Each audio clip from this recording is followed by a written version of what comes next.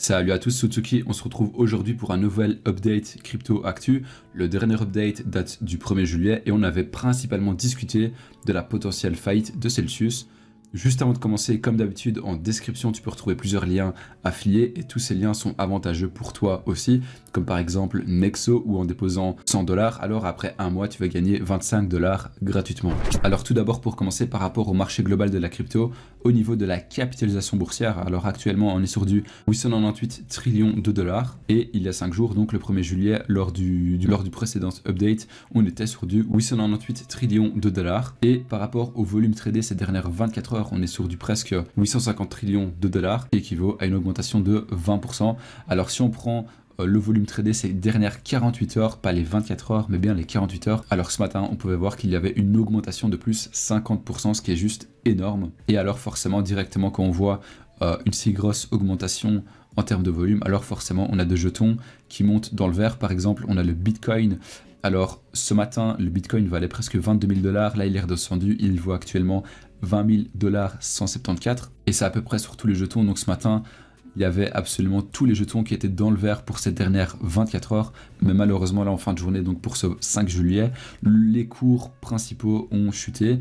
Mais en tout cas, aujourd'hui, on était sur une belle perf, en tout cas jusqu'à ce matin, jusqu'à midi, puis à partir de midi.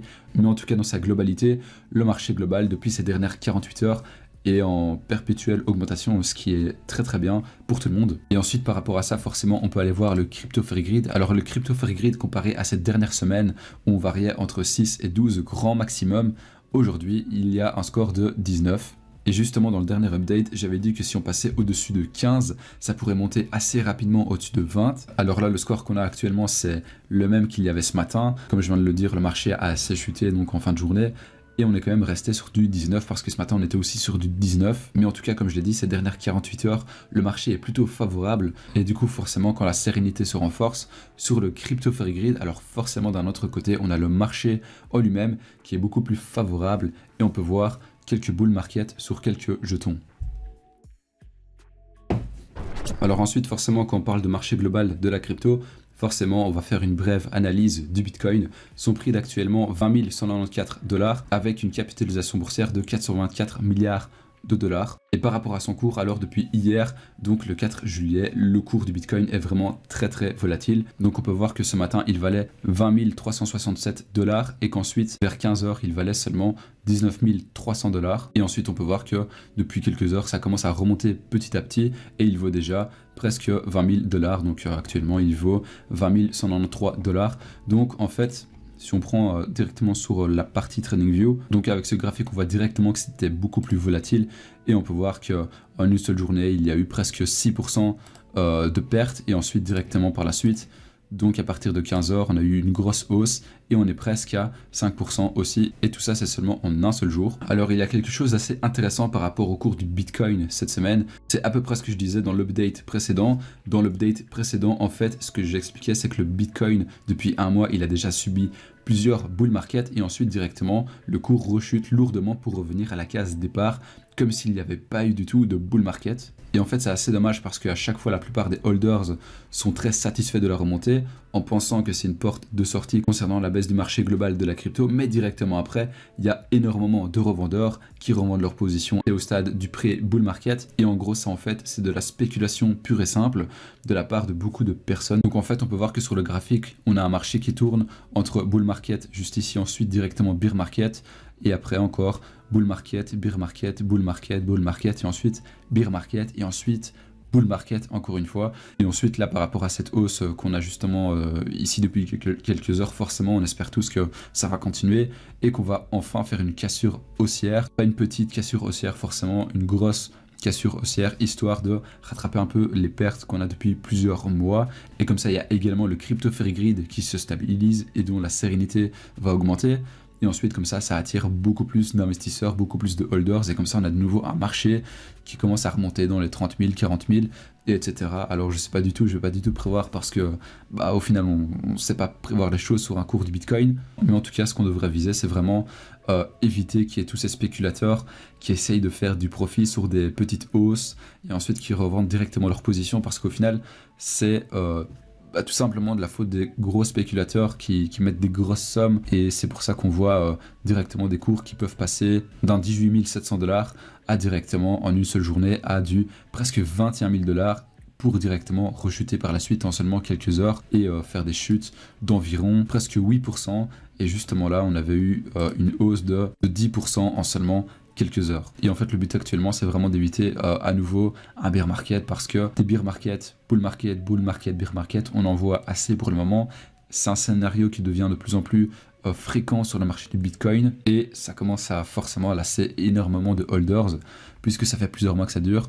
Donc tu peux voir que même durant la période du 20 juin au 18 juin, tu peux voir que le Bitcoin, à ce moment-là, il valait seulement 17 600 $. Et ensuite, en seulement quelques heures, il a eu une hausse de presque 11% pour atteindre un montant de 19 460 $.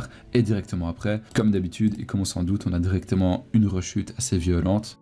Mais en tout cas, tout ce qu'on peut dire, c'est essayons de garder un maximum de holders sur le cours du Bitcoin pour le moment, et ensuite on verra et on reviendra sur le Bitcoin dans un update suivant. Alors ensuite, on peut passer à la deuxième partie de la vidéo qui concerne les actus. Pour la première actu, on va parler rapidement de Celsius. Alors après les très mauvaises nouvelles dont on a déjà parlé dans les updates précédents, récemment en fin de semaine passée, on avait entendu que FTX, donc l'une des plus grandes plateformes de crypto au monde, avait l'idée de racheter Celsius et ainsi justement aider Celsius à redevenir une plateforme stable et sans aucun souci. Parce que je le rappelle, mais si Celsius fait faillite, alors Celsius sera dans l'incapacité de rembourser les utilisateurs, et ça serait potentiellement une perte sèche de plus de 13 milliards de dollars. Mais malheureusement, FTX, il y a 3 jours, après avoir examiné les finances de Celsius, ils se sont totalement retirés à l'idée de racheter Celsius. Alors pour le moment, il n'y a pas plus d'informations que ça, donc on n'aura pas un bilan complet de la raison du déclin de FTX. Mais en tout cas, si FTX, possédant énormément de fonds et de liquidités, rejette le rachat de Celsius, ça veut dire que les chiffres pour Celsius sont très très mauvais. Et cette réaction de FTX, justement, elle rejoint très très fort le comportement qu'a eu le CEO de Celsius, mais aussi de l'équipe de Celsius, qui est de laisser les utilisateurs sans réponse. Et on s'en doute, s'il n'y a pas de réponse concrète de la part de Celsius, c'est que la société est tombée très très bas, et du coup forcément l'équipe de Celsius préfère prendre du temps que de laisser des communiqués mensongers. Alors ensuite, on peut passer à la deuxième actu qui concerne les frais de gaz d'Ethereum. Ça, c'est vraiment une très bonne nouvelle pour tous ceux qui sont sur la DeFi, puisque les frais de gaz d'Ethereum sont actuellement très très faibles. Il y a quelques jours seulement, on était à un prix de 1,50 $ la transaction, ce qui est vraiment rien du tout, contrairement au reste du temps où par moment les transactions pouvaient monter à plus de 200 $ la transaction. Et si tu veux savoir, en mai 2022, le coût moyen des transactions coûtait 61 $ par transaction, qui est un coût juste énorme. Alors pour ceux qui ne sont pas dans la DeFi sur la blockchain Ethereum, il faut quand même savoir que le prix des transactions ne dépend pas du montant que tu échanges. Donc en gros, si tu veux faire par exemple une transaction d'imaginons 10 $, alors ta transaction coûterait 61 $ si ta transaction a été faite durant le mois de mai 2022. Mais ensuite, on peut se poser la question suivante: pourquoi est-ce qu'il y a eu un rabais si important sur les transactions? Tout simplement parce que le prix de l'Ethereum chute depuis plusieurs mois. Mais pas seulement, c'est aussi parce que le volume de transactions est beaucoup plus faible que durant l'année 2021 et 2022. Et la seconde question qu'on pourrait se poser, c'est de savoir si ça va durer encore longtemps. Alors la réponse, elle est très simple. Non, ça ne va pas durer sur le long terme, c'est simplement un événement très éphémère. Pour l'instant, on est en plein dans une période très très calme, très très baissière sur le marché global de la crypto. Et une fois que tout ça renaîtra, donc avec des journées à plusieurs centaines de trillions de dollars, directement les frais de gaz vont à nouveau augmenter petit à petit. Et en plus de ça, si l'Ethereum remonte par exemple à son ATH, alors là les frais seront encore plus chers que prévu. Et d'ailleurs, j'ai même une petite anecdote à raconter par rapport aux frais Ethereum. C'était durant l'année 2020, durant le premier confinement, j'étais assez actif sur la blockchain Ethereum. Et en fait, ce que je faisais, j'achetais et je revendais des shitcoins. Et un jour, j'ai dû payer pour plus de 1000 $ de frais pour une seule transaction que j'avais effectuée sur Uniswap. Alors, je n'ai aucune idée de la raison pour laquelle ça a été un montant si énorme. Mais en tout cas, je vais essayer de retrouver la transaction et je mettrai l'image au montage.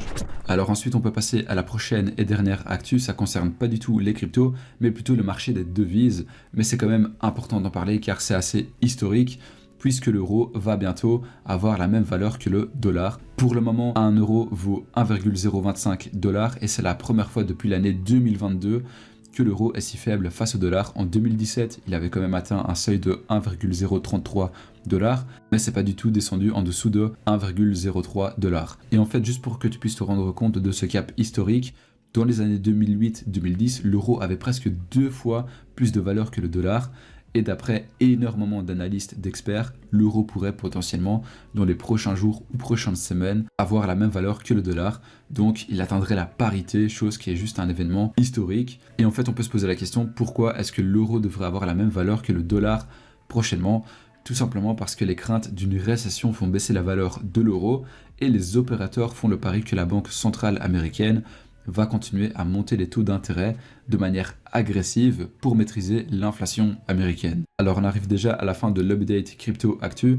Si tu veux dans les commentaires, n'hésite vraiment pas à t'exprimer concernant toutes les actus que je viens de citer. Et sans oublier, comme d'habitude, en description, tu peux retrouver plusieurs liens affiliés. Et ce sont des liens qui sont aussi avantageux pour toi, comme par exemple Nexo, où en déposant 100$, alors après un mois, tu vas avoir 25$ en retour gratuitement. C'était Utsuki, à très bientôt.